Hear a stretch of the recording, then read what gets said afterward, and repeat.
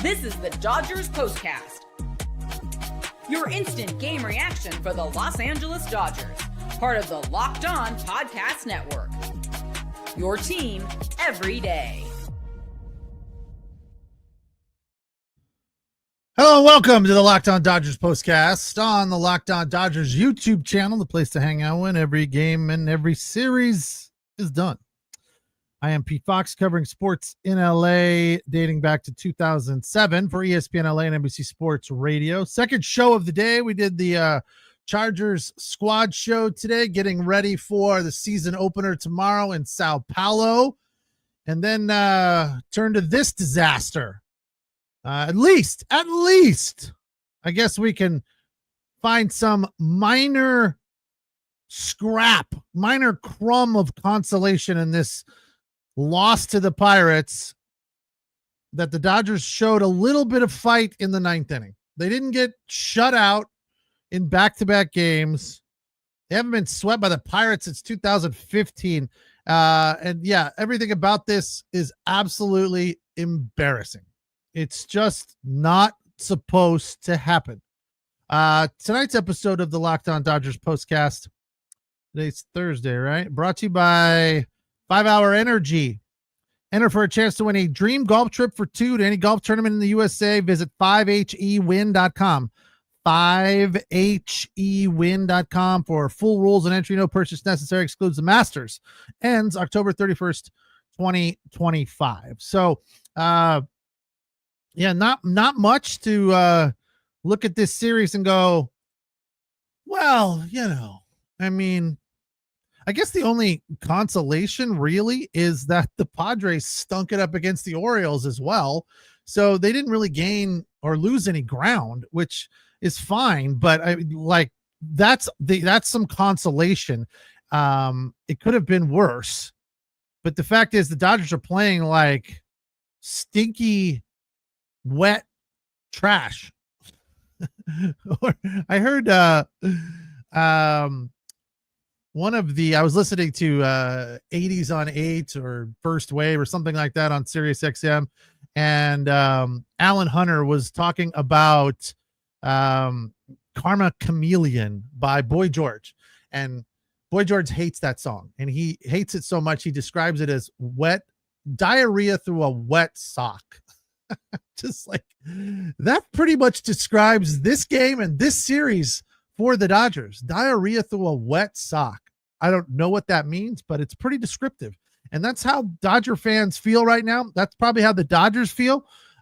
We should all be very, very frustrated and saddened and embarrassed. And, at this point, I feel like we're just kind of like throwing our hands up. We're kind of used to this inconsistency, this losing to teams that we shouldn't lose to, lack of energy, no fight, no want to. Again, a little bit in the ninth, but some guy new to the team, acquired at the deadline, pulled up from AAA to fill in for Will Smith, who banged up his thumb yesterday. Rortvat came up in the ninth, trying to keep the line moving and get to Shohei Ohtani, who wasn't very good tonight. So I don't know that it would have mattered. He was 0 for 3, walked once, struck out twice, swinging at bad pitches, no plate discipline at all, just doing what Shohei is known to do. The good news about Shohei is he mixes that embarrassing stuff in with home runs and 2-3 hit nights, and he's still hot, not red hot, but he's still making things happen. He's still being productive. The problem is that it's not when it matters, and it's not when they need it all that much. It's not very clutch. Mookie Betts got this ninth inning rally started, 1 for 4 with the home run. Freddie Ofer, Teo had a hit there in the ninth as well. But the Dodgers just, again, flat as a pancake. If your name's not Miggy Rojas or Michael Conforto, Conforto is somebody that nobody wants to give any credit to ever. 2 for 4 tonight. Rojas, a pair of hits, including one in the ninth inning that was clutch. So it's like, okay, we see that they're capable of it. Why don't you figure out something and try to find a way to make something happen in the 6th or the 5th or whatever. I don't, it doesn't make any sense to me. And this inability to both work counts at the plate, swing at good pitches, not just go up there, trying to hit a home run, swinging at any ball that comes over the plate.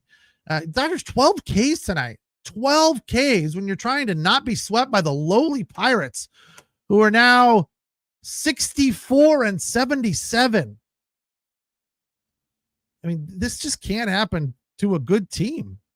But the things are kind of explicable to me. They're not inexplicable. We see what's going on. There was an at-bat for Shohei Ohtani. Skeens threw a ball to him up and away, 2 strikes, and of course he offered at it. It was basically an unhittable pitch, and in a place where we know that Shohei Ohtani is not comfortable. He doesn't like hitting that ball up and away. He also doesn't like hitting the one down and in. He likes it up and in or down Main Street. He can get to the ball down and away sometimes, but up and away, nope. Down and in, nope. Those are his weak spots. Skeens threw it there. He swung at it. Strike 3, you're out. Dodgers get a situation like that. What happens? Snell throws a curveball over the plate. We saw it yesterday. The too many 2-strike hittable pitches again today. Blake Snell, 5 runs on 9 hits in a situation where the Dodgers needed something from him, and he shows up and lays an egg. I'll say it. I have never been a Blake Snell lover. I have never understood throwing that much money at Blake Snell. I was like, he's okay, and I know he's got a Cy Young and all of that, but he's not some sort of hero. He's not some unhittable dude. I mean, they call him a guy that is effectively wild. You're going to throw big money at a guy that's effectively wild? I don't see it. I never have. Not a fan, not a believer. Was hoping for the best today. Obviously, we didn't get it. He's had 1 good outing in the month of October. That was on the 9th against Toronto. He went 5. And he gave up 3 hits, struck out 10. On the 2nd, Saturday, August 2nd, in a loss to the Tampa Bay Rays, 3 runs on 5 hits. He did have 8 Ks there, but it's a loss, against the Padres. Dodgers won. He gave up 5 hits, no runs. So that was okay. 3 Ks, not terrible, but the outing against the Padres on the 22nd, not good. 2 runs. He made it 6 hits though. And then, against the Arizona Diamondbacks, 3 runs, 4 hits, 5 innings. I guess there is something to be said for Dodger pitchers working deep into games, something they need. So that is a small note of consolation that he's able to do that. But for what he's getting paid, I don't see it. I'm not in love. I'm not thinking it's okay. He'll turn things around. Yeah, I never did understand that move, and I still don't. I'm head scratching right now because it's just, to me, he's an average dude at best. He's a jag to a certain extent. Just a guy. He's definitely not this. This is the Locked On Player of the Game. 2 hits for Miggy Rojas, including an RBI in the 9th, deserves honorable mention. But I got to give it to Mookie Betts, who got that rally started in the 9th with a home run when the Dodgers really had nothing going on. You could also give some honorable mention to Conforto, had a hit in the 9th as well to keep the rally going, keep the line moving. So it was just a night where the Dodgers just had no plate discipline and no energy, no desire to win. And it's it is frustrating and mind-boggling, and it just continues to happen. And here we are. Like, what are we watching? I mean, that's what we talked about last night, and today was the same thing. I'm kind of with Victor. So thanks for coming tonight, Victor. Hopefully we can help you feel a little bit better, get something off your chest, express your frustration with the rest of us. We're all friends here, except for our friend. Actually, he's not here. I can't even think of his name now. Evan, I think it is. He jumped into the Chargers chat. He's over there where we were this morning talking about the Chargers. He's over there yelling at Dodger fans on the Chargers chat. Which is really the highlight of the day. Here's Victor. Here's what Victor said. Hey, Pete, haven't tuned in lately due to the Dodgers losing streak. I'm with you, man. I have to be here, but you guys don't. So thank you for jumping in and discussing what is a disaster right now. And they're going on to face the Orioles, who are also one of the worst teams in baseball, but they went into San Diego and swept the Padres. You think we're not worried about the Orioles right now? God, you think frustration is high right now? What happens if the Dodgers go into Baltimore and get swept by the Orioles? There's Evan. He's back. Evan, this is the one time you can pretty much say whatever you want, and we're all going to be like, yep, you're right. All the negativity you share on a nightly basis is 100% true tonight. There is no arguing with anything. I don't really miss you, but you do make it interesting at times. I will say that. Yeah, there's no arguing any of the yeah, we got swept by the Pirates. That's embarrassing. It's awful. Can't happen. But it did. What are we to do? Turn the page. Hope for the best. Still in first place. I mean, we try to find the silver lining. I'll keep digging around in this pile of dew and try to find some positivity, a gem at the bottom, like if the dog ate your ring and then pooped it out and you got to dig through it to find the ring that has some jewels in it. That's what we're doing right now. We're digging through the dog dew to find jewelry. Horrible analogy. Horrible. I'm awful. I'm like the Dodgers right now. I'm terrible. I'm usually pretty good at analogies. That's one of my strong suits. That was awful. So, it fits. It's the Locked On Dodgers postcast on the Locked On Dodgers YouTube channel, where you find Travis Rogers Monday through Friday.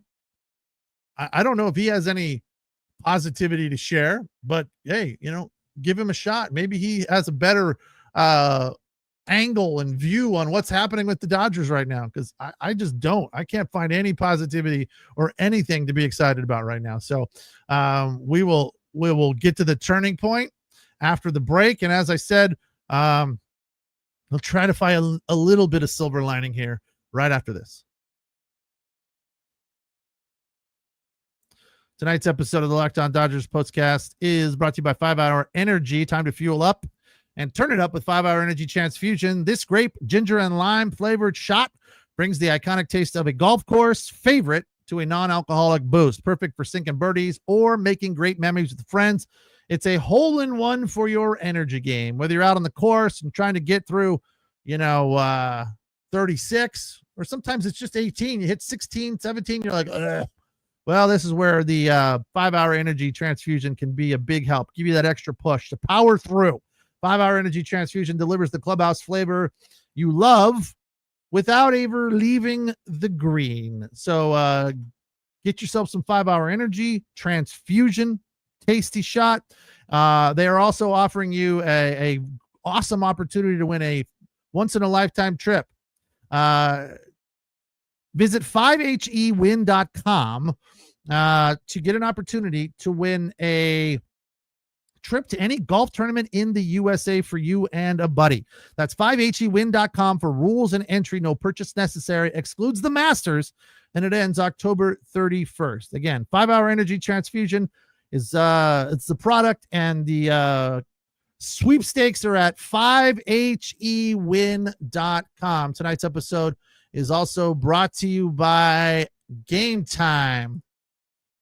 Game Time is an awesome place to get tickets because there's nothing like catching a baseball game live, especially when your team is on a 3-game losing streak. Hey, the tickets will be cheaper right now. That is for sure. If you happen to be in Baltimore and you're a Dodger fan, probably not going to be a hefty price tag on that ticket.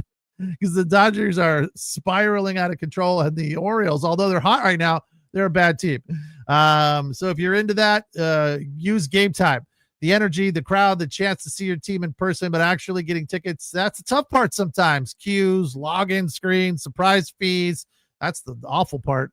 Those fees sometimes. Well, with Game Time, you don't have to deal with it. It takes the fun out of it. Game Time puts that back in and makes it a whole lot easier for you to get a deal on these tickets, especially the longer you wait to the start of the game or the concert or the show or whatever. That saves you money. All fees are included at Game Time, so the price you see is the price you pay, and that's huge. They also have one of the things I love, views from the seat, so you can see exactly what you'll be seeing, a home plate, 50-yard line, stage, whatever. A fantastic feature from a great app, Game Time. Download the Game Time app, create an account, and use the code LOCKEDONMLB. That's LOCKEDONMLB, and you'll get $20 off your first purchase. Swipe, tap, ticket, go. Download Game Time today.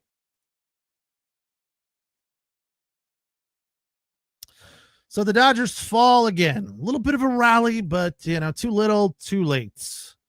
5-3 the final. Swept by the Pirates. At least they didn't get shut out.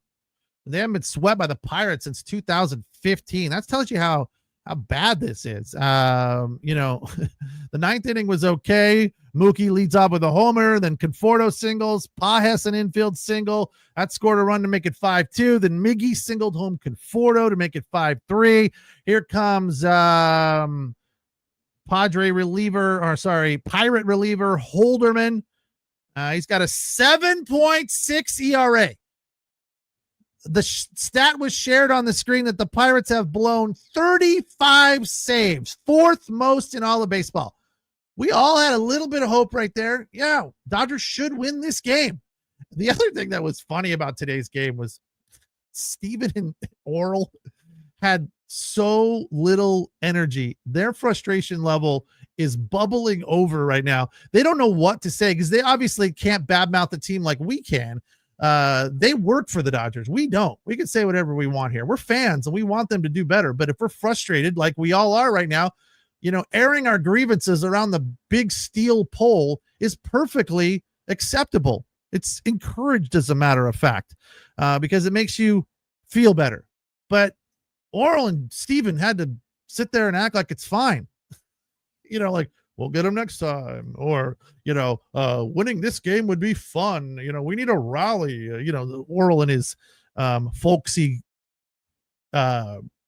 observations. So, yeah, that was funny to me as well. It just kind of all added to the disgusting situation the Dodgers are in right now. Nobody can watch. Nobody can find anything positive when your friends that are Giants fans or Padre fans start yelling at you. There's not much you could say. You can clap back at the Padre fans because they're in a losing streak as well. But stay away from Giant fans. They've won 10 of 12. Or 9 of 10 to be specific. But with that, they still have they're over 500, but they have a 4.4% chance of making the playoffs.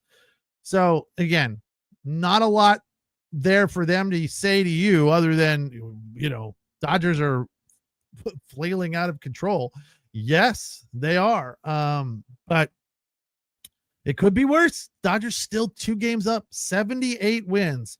They're fourth best in the National League right now, behind the Brewers, the Cubs, and the Phillies. So they got some work to do, and they better get it going against the Orioles starting tomorrow. Find some plate discipline, strike guys out when you have 2 strikes. Let's just get back to some basics. Do the simple things. I think that will help out. Go up there with an approach at the plate and work the count, get on base, stop swinging at every ball that comes up there. How frustrating was it to see Ramirez come in for the Pirates? Johan Ramirez, former Dodger. He made them look stupid today. Only had 2 Ks, but inning and 2/3, gave up just 1 hit. He did not look like the Johan Ramirez that we were used to seeing in Dodger blue. 5-3 the final. They've dropped 3 in a row, swept by the Pirates at PNC. Right back at it tomorrow in Baltimore. Is it still called Camden Yards?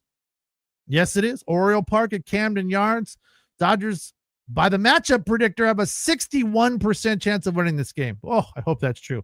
We need a win so bad. Tyler Glasnow versus Dean Kramer.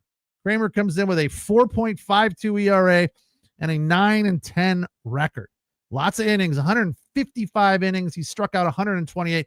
Glasnow has 68 innings and 81 Ks. So anything's possible. Look, who knows? Who knows with this team right now? I sure as heck don't. So, we turn the page and hope for the best tomorrow. Thanks for watching. Thanks for listening. Hopefully for you Dodger Postcast fans that are wanting more, there seems to be a couple guys every night that when I check out at 15-20 minutes, they're like, this show's too short. Well, I went a little bit longer for you guys tonight just to kind of air the grievances and get it off your chest and be wallow among friends is what we're doing here tonight. So we'll be back tomorrow and we'll hopefully be able to talk about a win and find some positivity and just, heap praise on the Dodgers, who hopefully will come back to life and snap this 5-game losing streak or 3-game. What is it? I don't even know now. I know that they got swept by the Pods or the Pirates, and that's all I'm focused on. So got to get back on track. Losing streak definitely at 3. They lost 2 of 3 to the Diamondbacks, but they won the finale there. So it's only a 3-game losing streak, but not much to feel good about today. They had 2 hits going like deep into this game. Get 2 hits from Conforto and Rojas. Dalton Rushing had a hit. Ohtani, 0 for Freddie, 0 for Mookie had the home run. That was nice to see.